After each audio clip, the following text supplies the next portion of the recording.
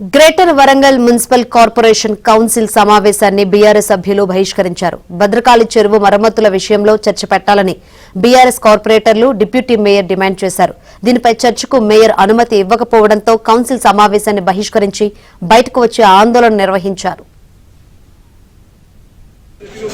జై తెలంగాణ జై తెలంగాణ జై తెలంగాణ జై Telangana we want justice we want justice BRS పక్షాన మేము బైకాట్ చేయడం జరిగింది. దీంట్లో భాగంగా ముఖ్యంగా ఏంటంటే భద్రకాళి బండి లోపల భద్రకాళి చెరువు లోపల మేము అధికారంలో ఉన్నప్పుడు మిషన్ కాకతీయ కింద రైతులకు ఉచితంగా మట్టిని తీసుకుపోవడానికి అనుమతి ఇచ్చినాం. రైతులు స్వచ్ఛందంగా మట్టిని తరలించుకునే వాళ్ళు.